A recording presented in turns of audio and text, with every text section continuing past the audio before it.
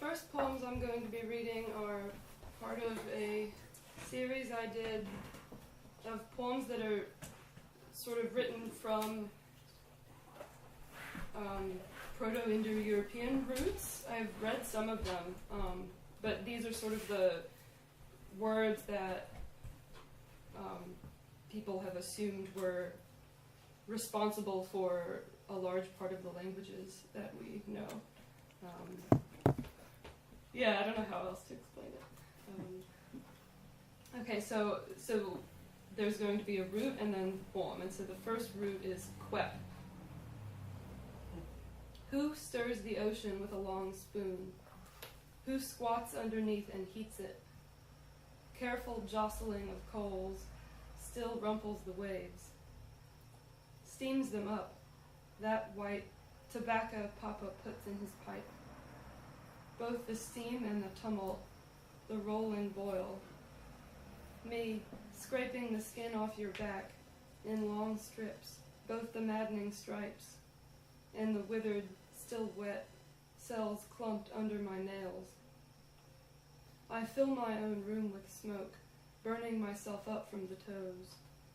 Pot of unlimited potatoes, that's what I am, but I want you to call me everything else, until the ocean comes in through the window and extinguishes us into steam.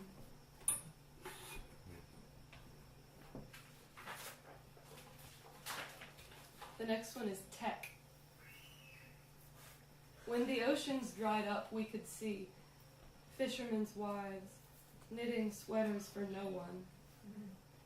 Girl in a dorm room works her own hair into a sock. With the mill abandoned, the river has nothing to deal with. Beside my piles of yarn, we'll make children to populate this barn. We spiders in the night weave a playground for the creation of our skins. Ghosts erect coliseums in my room. The next door neighbor has found his musical masterpiece, breaking his guitar on a woman. Sea nymph gotten lost in these stupid woods, though a mountain pine is weaker than a mollusk. I love watching men chop hot logs outdoors. The blade gleams, each time more brightly than its predecessors. Surpassing requires a new frontier, but finding such a place might be just as good, if not the same thing. You steer your boat down no one else's old aquariums, or you point the bow back with a different plan. No old badgers crowd your new burrows. Dirt caught in your whiskers, you build new temples to the goddess out of original earth. You help me set free our new here, the art of coming back stranger, scathed and able, to pass over wilted newspapers for a higher construction. The next one is snood. Nude woman wilting on a swing. Lime flower smelling in a dusty room.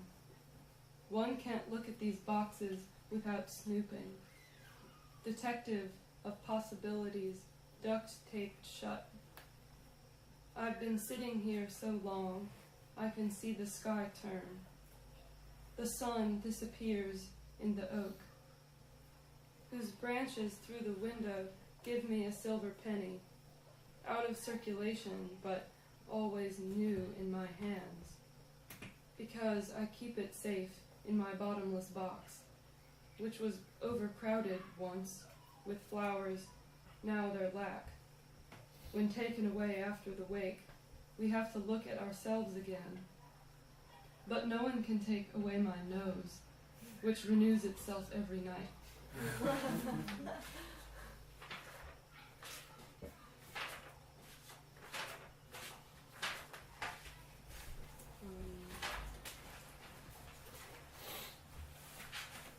Is there another packet of poems back there? Mm-hmm. There is? Okay.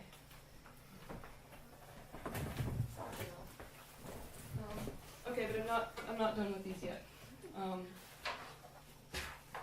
So I'm going to read one called Luke, L-E-U-K. We swept under the bed with lemongrass to drive the silverfish out, among other spirits who aren't us. A home is what is under one's influence, what accepts the outpouring light and curbs it. At nighttime, when outside, lurkers are jealous. Turn on the light that tells you when to say no. The beam spreading outward is the tongue. Looks. It happens all at once.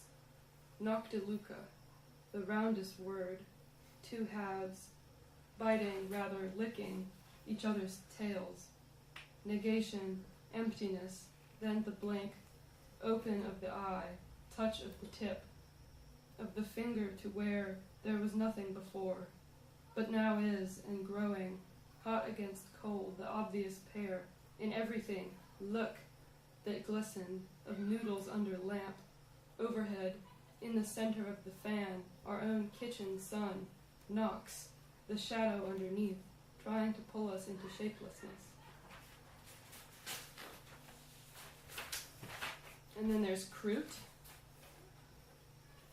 Long-legged feathers wading through the weeds. Reeds. The heron inside of God spends all his time. Rain gives rattles to the animals. Crab flipping over in the waves. Ankle deep in the shallows, looking in there. I don't dare go in on any kind of day, let alone this one, but reeds can't get wet. Open up their insides for minnows, red or black drum, foraging in packs, and only the faintest smell of crude oil. When I dip myself halfway in, hoping there's no sharks in the bay, though I heard of blacktips on the coast, who creep close to the shore when it rains? No, not here near the reeds. The verticality bars them out. Warning, too close to the sand, too beginning to look like a lake.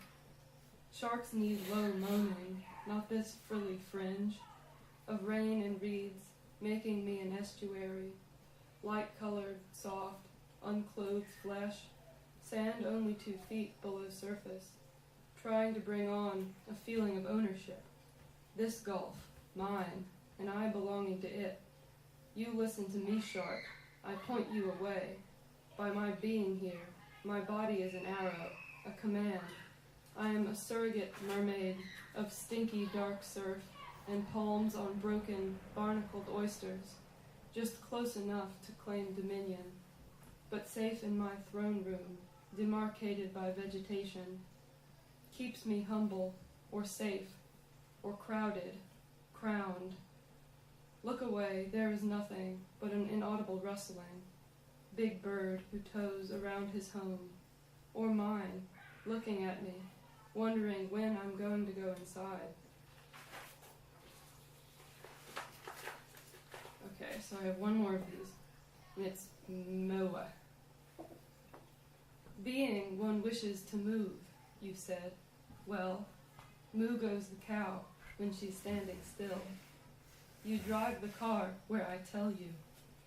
My eyes open when I close them. But does one need sight to move? No, just don't take away the music. I remove to a cottage by the Gulf. I move in with the enemy. At some point I realize I'm not moving. At least not going anywhere, but no one is. Lesson 1. I would rather be doing it next to you, making more. Fresh bunch of grapes. People aren't meant to ferment. Let me be wide, says the mouth, the penis, the wind. Let me learn how to roam in the room I have. 3 blocks, 1 building, 6 windows, 1 arm. Sing me into multiplicity. Blow me into motion. That's all of those.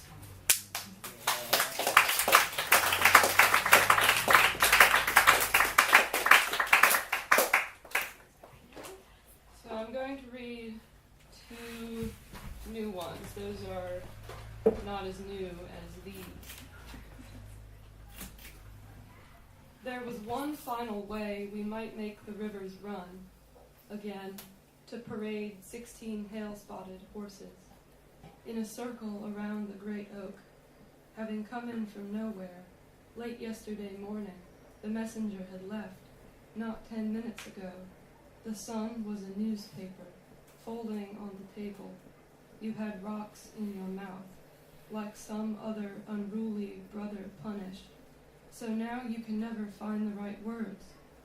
But when in doubt, give gifts.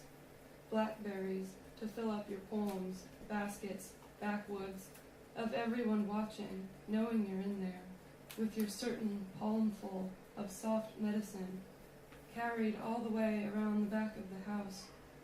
But the god wasn't having any of it, not like I was.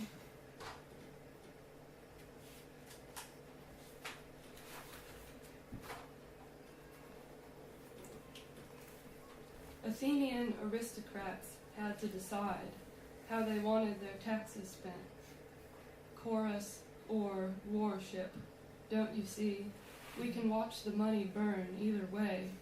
No waiting in the sun in a line, or for roasted sesame seeds and intermission, rolled in adulterated honey. My boyfriend over there in the hat has forgotten his wallet. Could we please have tickets to the light? Densely, strangely, as a house of mirrors, by hundreds of twists and turns it blazes, whitely onto these ugly people.